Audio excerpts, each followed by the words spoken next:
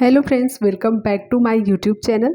आज की वीडियो में हम फ्लोरल ऑर्गेन्जा फ्रॉक की कटिंग एंड स्टिचिंग सीखेंगे। पूरा ट्यूटोरियल मैंने इस वीडियो में बनाया है, स्टेप बाय स्टेप आपको बहुत ही आसानी से बताया है। वीडियो को लास्ट तक जरूर देखिएगा। ये फ्रॉक मैंने 6 से 7 साल की बच्ची के लिए बनाया है। तो चलिए वीडियो को स्टार्ट करते हैं। फ्रॉक बनाने के लिए मैंने यहाँ पर 3 मीटर ऑर्गेन्जा फैब्रिक यूज किया है और अस्तर के लिए मैंने यहाँ पर क्रिप का फैब्रिक यूज किया है। बहुत ही सॉफ्ट मटेरियल रहता है, ये आपको किसी भी फैब्रिक शॉप में मिल जाएगा। तो सबसे पहले हम टॉप पार्ट की कटिंग करेंगे। उसके लिए मैंने यहाँ पर अस्तर को इस तरह से फोल्ड कर लिया है। अब टॉप पार्ट की लेंथ के लिए निशान लगाएंगे। तो रेडी जो लेंथ रहेगा वो 11 इंच है, उसमें 1 इंच का मार्जिन ऐड करके हम 12 इंच पर इस तरह से निशान लगा लेंगे। उसके बाद हम शोल्डर के लिए निशान लगाएंगे। तो मैं यहाँ पर शोल्डर ले रही हूँ 5 इंच, आर्म होल भी मैं 5 इंच ले रही हूँ। उसके बाद हम चेस्ट का 4th पार्ट लेंगे और इस तरह से निशान लगा देंगे और 1 से 1.5 इंच का मार्जिन ऐड कर लेंगे। एज इट इज़ हम वेस्ट के लिए भी निशान लगा लेंगे, कम नहीं करना है, वेस्ट में हम इक्वल ही रखेंगे चेस्ट और वेस्ट का। और इस तरह से साइड से निशान लगाकर मिला लेंगे और आप आर्म होल का शेप दे देंगे इस तरह से। उसके बाद अब हम गले के लिए निशान लगाएंगे। तो नेक की जो विड्थ है वो मैं 2.5 इंच ले रही हूँ और उसका डीप 4.5 इंच ले रही हूँ। नीचे से भी 2.5 इंच पर निशान लगाकर एक बॉक्स बना लेंगे। आप गले का डिज़ाइन आपके अकॉर्डिंग रख सकते हैं, राउंड शेप, पान शेप, वी शेप, कोई भी। मैं यहाँ पर स्क्वायर नेक बना रही हूँ तो एज इट इज़ मैं रहने दूँगी। 1/2 इंच शोल्डर डाउन कर लेंगे। उसके बाद इसकी कटिंग कर लेंगे जहाँ पर हमने निशान लगाया है। तो देखिए ये मेरा फ्रंट और बैक दोनों पार्ट एक साथ मैंने कट कर लिया है। अब हम मेन फैब्रिक भी कट कर लेंगे। तो जो हमारा बैक पार्ट है उसको हम as it is main fabric के ऊपर रख कर कट कर लेंगे। जैसे हमने अस्तर कट किया है वैसे ही मेन फैब्रिक भी कट करेंगे। लेकिन फ्रंट पार्ट में हमें प्लीट्स देना है। तो उसके लिए हम क्या करेंगे, जो हमारा मेन फैब्रिक है उसमें से हमें एक कपड़ों का स्ट्रिप निकालना है। तो सबसे पहले इसकी किनारी जो प्लेन है वो हम कट करके निकाल लेंगे। उसके बाद 2.5 इंच चौड़ी स्ट्रिप हमें कट करना है मेन फैब्रिक से। इस तरह से मैं 2.5 इंच चौड़ी फैब्रिक कट करूँगी। बहुत सारे स्ट्रिप्स कट करने हैं तो 7 से 8 स्ट्रिप लग गया मुझे टॉप में बनाने के लिए। तो इस तरह से स्ट्रिप कट करना है, जितना हो सके आप उतना कट कर लीजिए। बाद में भी आप कट कर सकते हैं, अगर आपको लगा कम पड़ रहा है तो ज़्यादा कट करके वेस्ट भी नहीं करना है। तो देखिए इस तरह से स्ट्रिप्स मैंने कट किए हैं। अब हमें करना क्या है, अस्तर को लेना है फ्रंट पार्ट का और उसके ऊपर हमने ये जो स्ट्रिप कट की है ना उसको इस तरह से फोल्ड करके रखना है। मैं यहाँ पर अभी आपको पिनअप करके दिखा रही हूँ। एक स्ट्रिप फोल्ड करके रखेंगे, उसके ऊपर दूसरा हम फोल्ड करके इस तरह से रखेंगे। जो हमारी स्ट्रिप्स होगी वो हम 1/2 इंच के डिस्टेंस पर इस तरह से रखेंगे पूरे पार्ट में और अटैच करेंगे। तो मैं आपको डायरेक्ट सिलाई करके दिखाती हूँ तब ज़्यादा समझ में आएगा कि कैसे रखना है। यहाँ पर मैंने स्ट्रिप को फोल्ड किया और अस्तर के ऊपर एक किनारे से रखा। स्ट्रिप का जो ब्लॉक एरिया है वो मेरे राइट साइड पे है और ओपन लेफ़्ट साइड पे है। एकदम किनारे हम 1/2 इंच का गैप रखते हुए सिलाई लगाएंगे। आप 1/2 इंच से कम गैप मत दीजिएगा सिलाई के लिए। तो देखिए इस तरह से मैंने अटैच किया। अब एक्स्ट्रा हम कट कर लेंगे नीचे से, फिर उसी को उसके ऊपर रखेंगे। देखिए कैसे रखना है, जो हमने सिलाई लगाई है वो सिलाई हमारी दूसरे स्ट्रिप के नीचे जानी चाहिए, बाहर से दिखनी नहीं चाहिए। और जो स्ट्रिप्स हम एक के ऊपर एक रख रहे हैं उसमें एटलीस्ट 1/2 इंच से थोड़ा सा कम रहेगा चलेगा, पर ज़्यादा नहीं होना चाहिए, उतना प्लेट्स दिखना चाहिए।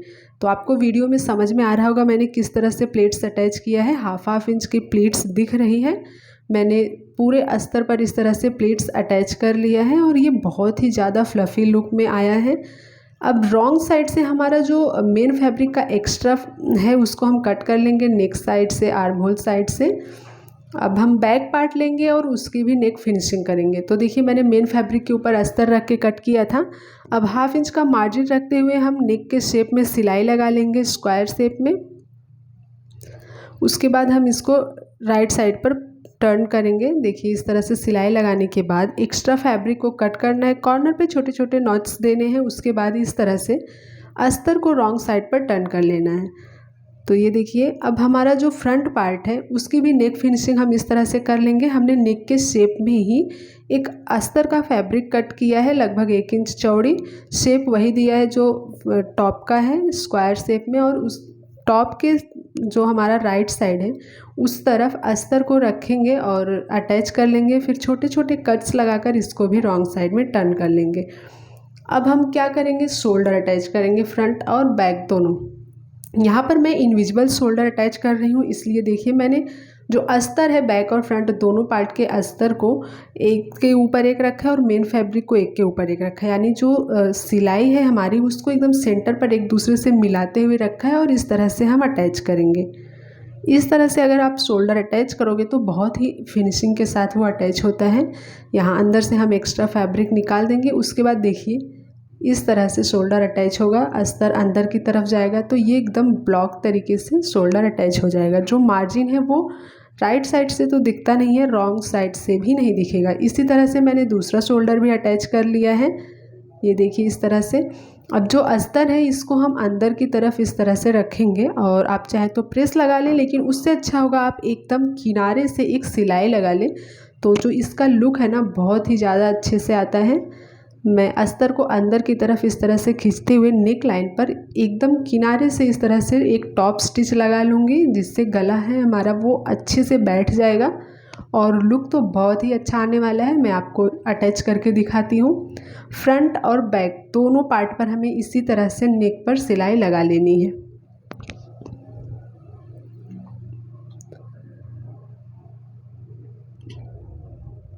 सिलाई लगाने के बाद आप देख सकते हैं इसकी नेक की फिनिशिंग बिना प्रेस किए ही कितना अच्छे से आ रहा है। शोल्डर भी देख सकते हैं एकदम ब्लॉक तरीके से अटैच हुआ है। अब जो फ्रंट पे हमने इस तरह से स्ट्रिप अटैच किया था उसको रॉन्ग साइड से हम इस तरह से फोल्ड करके हाथ से तुरपाई कर लेंगे।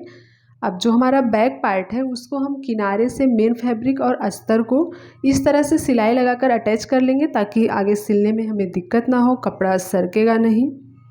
तो एक किनारी सिलाई लगाकर हम इसको अटैच कर लेंगे मेन फैब्रिक और अस्तर को।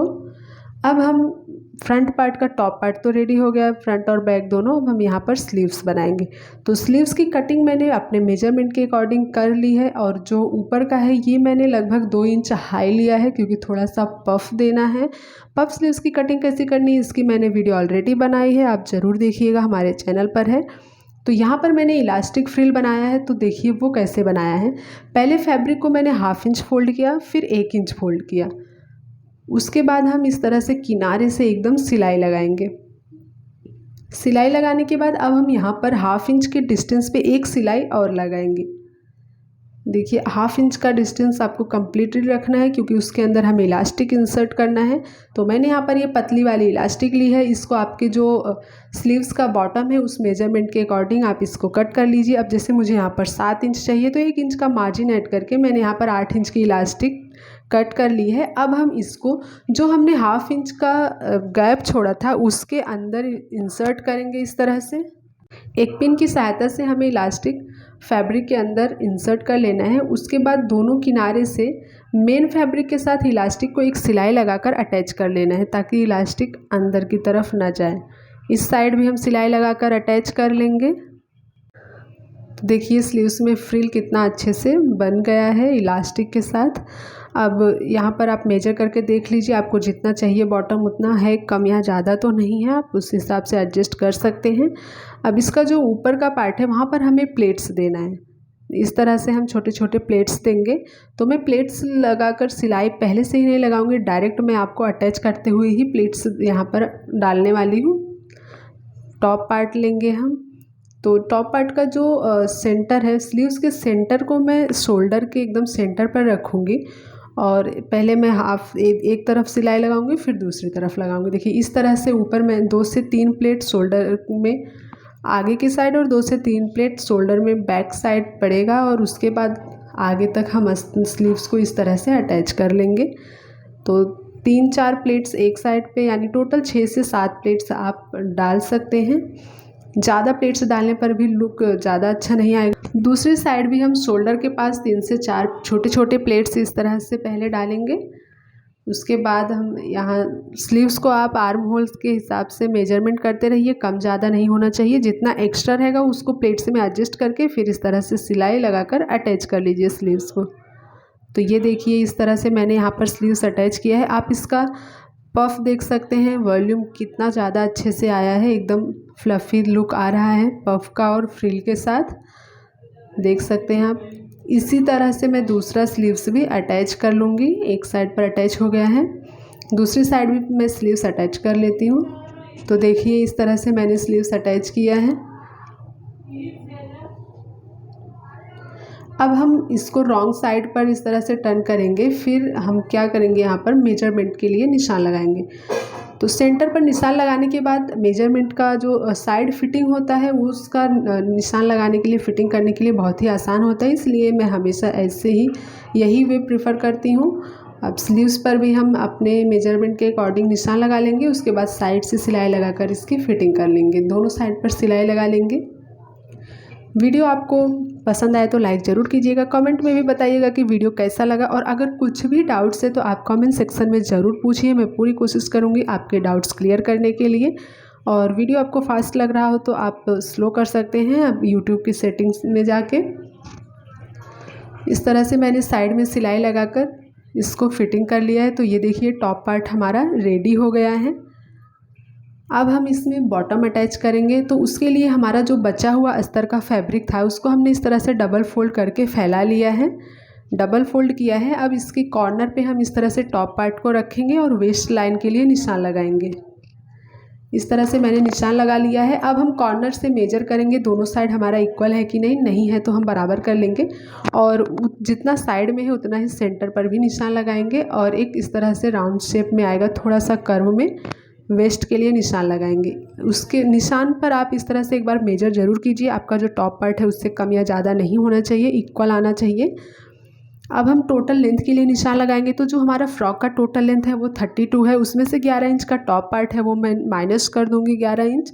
उसके बाद जो बचता है वो हम वेस्ट लाइन से नीचे तक इस तरह से निशान लगा लेंगे। तो अब कॉर्नर से हम जो लेंथ हमारा है वही कॉर्नर से इस तरह से सर्कुलर शेप में पूरे फैब्रिक पर हम निशान लगा लेंगे। कॉर्नर पिन स्टेप को रखेंगे और घुमाते हुए इस तरह से निशान लगाएंगे और फिर इसकी कटिंग करेंगे।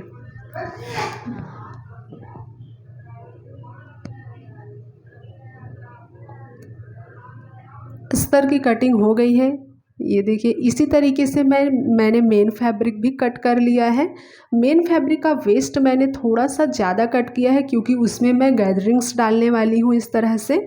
तो ये हमारा मेन फैब्रिक हो गया और अस्तर की कटिंग हो गई है। अब इसका जो बॉटम है मेन फैब्रिक वो मैंने थोड़ा सा ज़्यादा लिया है अस्तर से 1 से 1.5 इंच। अब पहले हम अस्तर को साइड से सिलाई लगाकर ब्लॉक करेंगे, फिर मेन फैब्रिक में भी साइड से ये जो ओपन है सिलाई लगाकर ब्लॉक करेंगे। उसके बाद हम इसमें टॉप पार्ट अटैच करेंगे।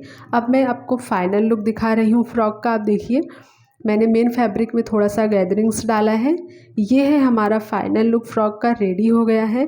जो अस्तर है उसके बॉटम में मैंने इस तरह से डबल फोल्ड करके सिलाई लगा लिया है, लेकिन जो मेन फैब्रिक है उसमें मैंने इस तरह से बीडिंग की है। बीडिंग करने से इसका लुक और भी ज़्यादा अच्छा आता है। स्लीव्स देखिए उसका बॉटम में मैंने फ्रिल डाला है और थोड़ा सा पफ दिया है, वन साइड स्क्वायर नेक दिया है इसमें, जिससे इस फ्रॉक का लुक और भी ज़्यादा अच्छा आ रहा है।